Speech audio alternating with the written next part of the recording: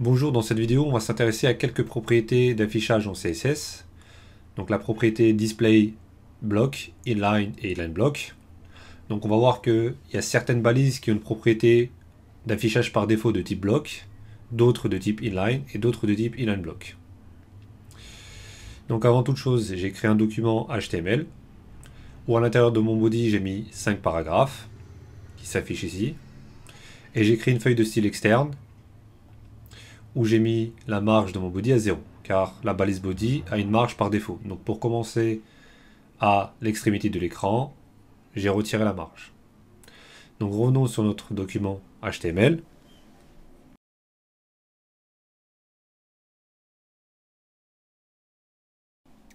On va commencer par comprendre la propriété displayBlock en CSS. Donc comme je l'ai dit tout à l'heure, certaines balises ont une propriété par défaut de type bloc. C'est le cas des paragraphes. C'est pour ça que j'ai mis ici quelques paragraphes. Donc la propriété de type bloc, il y a deux choses à savoir. C'est qu'elles prennent toute la largeur possible et que les éléments vont à la ligne d'après. Donc à chaque fois qu'on ajoute un élément du type bloc, ça va à la ligne d'après. Donc les blocs ne se mettent pas côte à côte. Donc pour observer ça, on va appliquer un background couleur bleu à nos paragraphes pour voir ce qui se passe.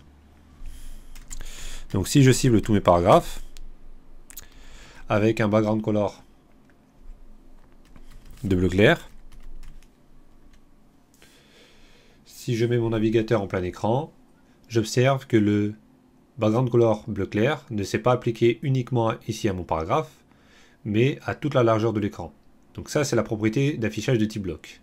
Donc en vérité, mon paragraphe, il prend toute la largeur. Comme mon texte est contenu jusqu'ici, on a l'impression que mon paragraphe ne prend que ça, mais en vérité, comme c'est un élément de type bloc, il prend toute la largeur possible. Donc là, comme mon paragraphe est à l'intérieur du body, on voit bien que la couleur bleu clair s'applique sur toute la largeur. Et on voit bien que quand on ajoute un autre paragraphe, donc un autre élément de type bloc, il va à la ligne d'après. Donc les blocs descendent comme ça de manière verticale, et à chaque fois qu'on ajoute un élément de type bloc, ça va à la suite. Donc ça, c'est la propriété d'affichage de type bloc. Ce qu'il faut savoir, c'est qu'on peut changer la largeur et la hauteur. Donc on va commencer par changer la largeur. Si je mets une largeur, par exemple de 400 pixels, et que je sauvegarde, je vois bien que maintenant la couleur de background se limite à 400 pixels. Malgré que par défaut ils prennent toute la largeur, je peux modifier la largeur. Maintenant je vais augmenter la hauteur. Si je veux augmenter la hauteur, je vais mettre 300 pixels. On voit bien qu'aussi je peux augmenter. Malgré que mon paragraphe, c'est-à-dire le contenu de mon paragraphe se limite à ça, on voit bien que j'ai pu modifier la hauteur de mon élément de type bloc. Donc, ce qu'il faut savoir pour les éléments de type bloc, c'est qu'ils prennent par défaut toute la largeur, qui vont les uns à la suite des autres. Mais la particularité des éléments de type bloc, c'est qu'on peut modifier la largeur et la hauteur, comme je viens de le faire, mais on peut aussi appliquer de la marge et du padding. Donc je vais retirer la largeur et la hauteur, et je vais mettre un padding de 50 pixels.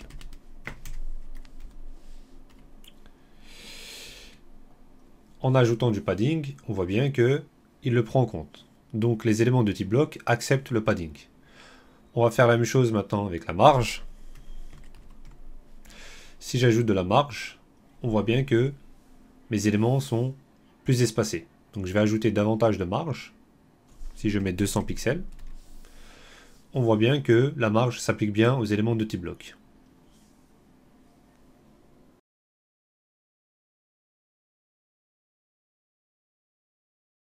Passons maintenant à la propriété display inline. On a vu que les paragraphes, eux, ils ont une propriété display block. On va voir maintenant les liens de navigation qui, eux, ont une propriété de type inline. Donc, on va ajouter un lien de navigation.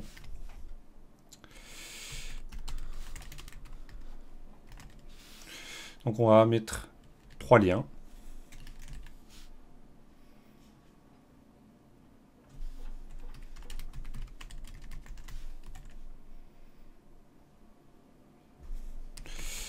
avec différents textes.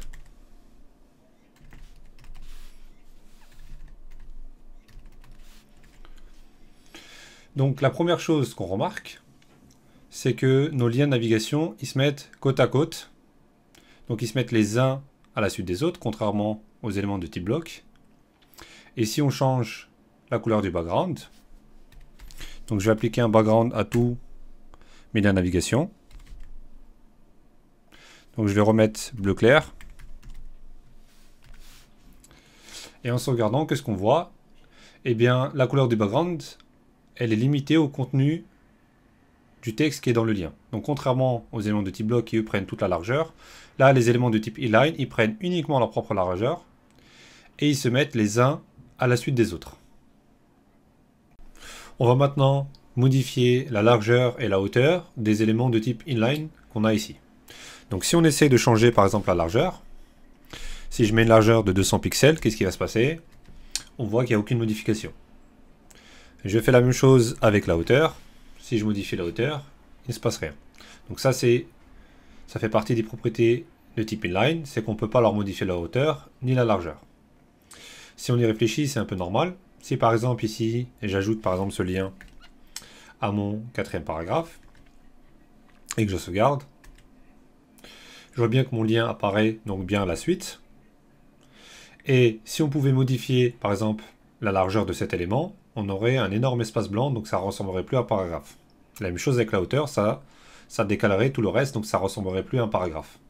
Donc on voit bien pourquoi les éléments du type midline, on ne peut pas leur modifier leur hauteur ni la largeur, parce que ça suit une sorte de logique.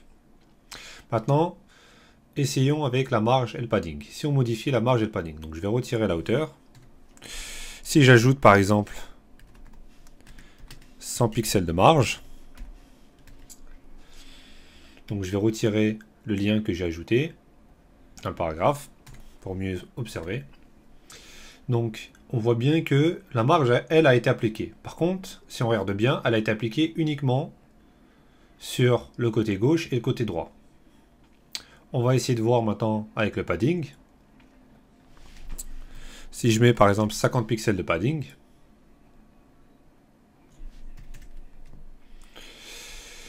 en vérité, comme pour la marge, il applique le padding uniquement à droite et à gauche. Pourquoi? Parce que malgré qu'on voit que ça prend sur tous les côtés, visuellement, en vérité, le cinquième paragraphe, il est caché derrière. Donc en fait, ici, le padding au niveau du rendu, c'est superposé. Mais si je retire ici ma couleur de background, on va bien voir que ça n'a aucun impact. Si je rajoute par exemple ici 100 pixels de padding, on voit bien qu'il l'applique uniquement sur le côté gauche et droit. Donc malgré qu'avec un background, on a l'impression que ça applique du padding en haut et en bas, en vérité, ça l'applique uniquement à gauche et à droite. Donc que ce soit pour la marge ou le padding, au niveau des éléments de type inline, ça va les appliquer uniquement sur le côté gauche et le côté droit. Donc ça ne l'appliquera jamais sur le haut ni le bas.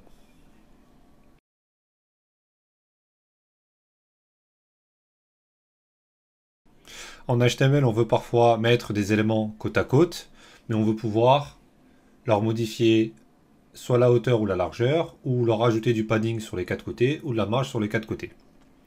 Donc, comment c'est possible? Donc en CSS, on a une troisième propriété qui est inline block, qui permet de mettre des éléments côte à côte, exactement là comme les liens, mais en leur modifiant, par exemple, le padding, la largeur ou la hauteur. Donc, un exemple concret, c'est la balise button. Donc, c'est un bouton. Dans le cas d'un bouton en HTML, donc on va créer un bouton et on va lui mettre cliquez-moi comme texte. Si je mets deux boutons, on va bien voir qu'ils sont côte à côte.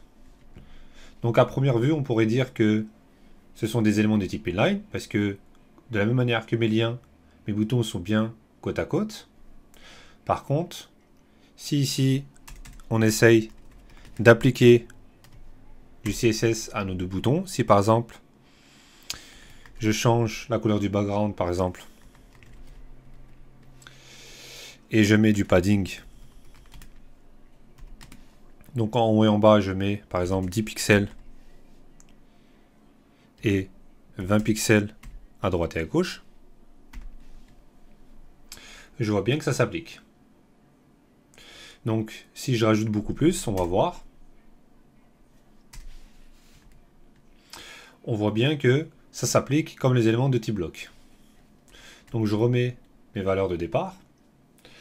Donc la différence avec les éléments de type inline, c'est qu'on peut leur modifier le padding sur les 4 côtés, pas uniquement sur le côté gauche et droit. Et on peut aussi leur modifier la hauteur et la largeur. Donc démonstration, si je change ici la hauteur de mon bouton,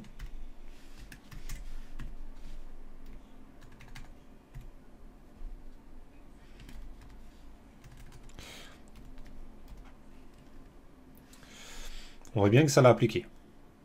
Si j'en rajoute un peu plus, on voit bien que ça s'applique. Je vais faire la même chose avec la largeur.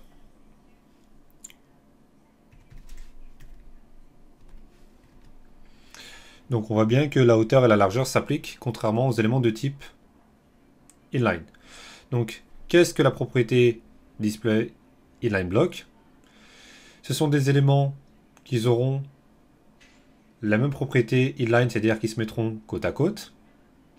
Par contre, ils auront tous les avantages des éléments de type bloc, c'est-à-dire on peut leur modifier la hauteur, la largeur, et surtout on peut leur appliquer la marge et le padding sur les 4 côtés. Donc si ici on regarde par exemple le DevTool, donc en appuyant sur F12 sur Windows, si ici je passe sur un bouton, si je regarde ici sa propriété display, je vais voir ici inline block. Donc par défaut, mon bouton a une propriété de type inline block. Donc on a certains éléments ici en HTML qui auront par défaut ce type de comportement. Donc c'est des éléments qu'on peut mettre côte à côte, donc exactement comme les inline, mais à l'inverse des éléments inline, on peut leur modifier la largeur, la hauteur, et on peut leur modifier la marge et le padding sur les 4 côtés.